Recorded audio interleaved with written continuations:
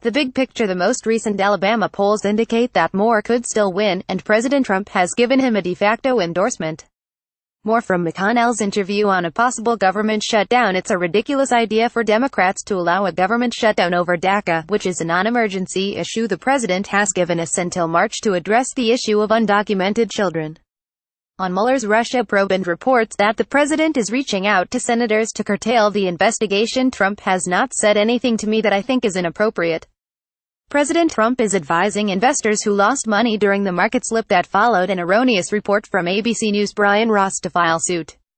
Ross reported that Michael Flynn was prepared to testify. Trump told him to contact the Russians during his campaign, but later amended the report to say Trump told Flynn to contact the Russians during the transition to discuss ISIS. Why it matters. That false report caused a frenzy in the markets and the media. Trump will take any opportunity to question the accuracy and legitimacy of the main media, and this is as good an opportunity as any. ABC News has suspended Ross for 4 weeks. President Trump started his Sunday morning with a 615 tweet. The backdrop: former FBI Director James Comey has testified under oath that Trump told him in January, "I hope you can see your way clear to letting this go, to letting Flynn go," a remark he interpreted as a direction from the president. Trump's critics have cited that as potential obstruction of justice, particularly after his Saturday tweet that he had to fire Flynn because he lied to the FBI. Hence, Trump would have known Flynn committed a crime before allegedly asking Comey to back off. Trump's Saturday night tweets. The network later corrected the report to say that Trump gave him that instruction as president-elect, which is a big difference, since there's nothing unusual about newly elected presidents contacting foreign governments. The text of ABC's statement: "We deeply regret and apologize for the serious error we made yesterday." The reporting conveyed by Brian Ross during the special report had not been vetted through our editorial standards process.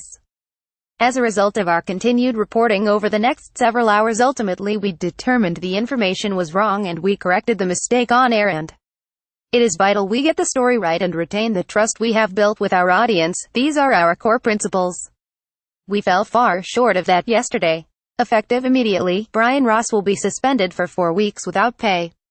Why it matters. Until now, it was understood that the White House only recently learned about Flynn lying to the FBI, which he admitted yesterday in court. But Trump and White House administration officials will likely have to answer for this tweet because it introduces a new piece to the Russia puzzle that Bob Mueller could specifically use to get more information about how much Trump knew. Be smart. Trump confidants are worried about an obstruction of justice case being built against Trump, according to Mike Allen's reporting this morning. But a tweet isn't going to get Trump in legal trouble, and any legal action against him or anyone in his inner circle would take weeks of probing by Mueller and his team. Palestinian officials say they got no clear answers from the White House regarding the concerns they raised. Trump is expected to give a speech on the matter next Wednesday. What they're saying: in the last 24 hours, the Palestinians have been trying to get the international community to push the Trump administration to refrain from any steps regarding Jerusalem. Palestinian President Mahmoud Abbas called the Crown Prince of Saudi Arabia Mohammed bin Salman, nicknamed MBS, and asked him to intervene with the U.S. on this issue. MBS has a very close relationship with Trump's son-in-law and senior advisor Jared Kushner. According to Palestinian officials, MBS told the boss that King Salman and him personally see the issue of Jerusalem as a top priority. Palestinian officials say Abbas also called King Abdullah of Jordan, Egyptian President Sisi, French President Macron, President of Turkey Erdogan, and the Emirs of Kuwait and Qatar. In all the phone calls, Abbas asked his counterparts to press the Trump administration not to take any moves regarding Jerusalem. Abbas spokesman Nabila Bradena said Abbas told his counterparts that such a move by the U.S.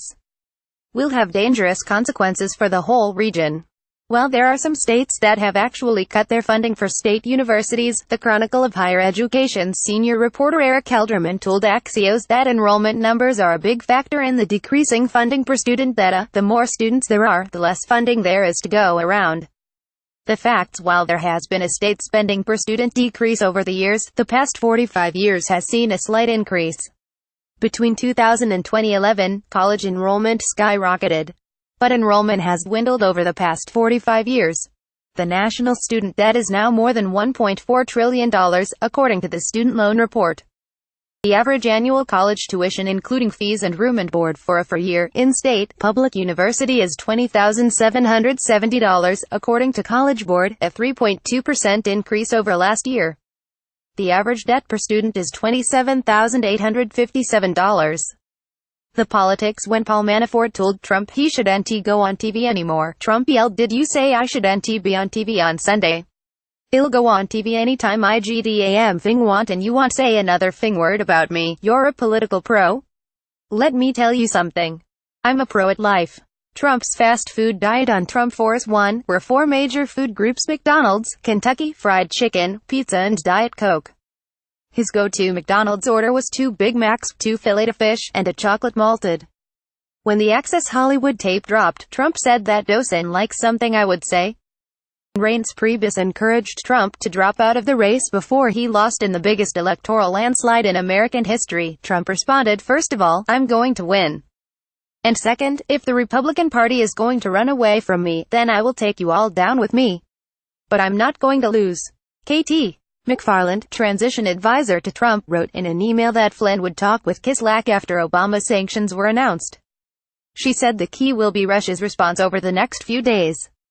White House lawyer Ty Cobb said it would have been political malpractice not to discuss sanctions. The presidential transition guide specifically encourages contact with and outreach to foreign dignitaries.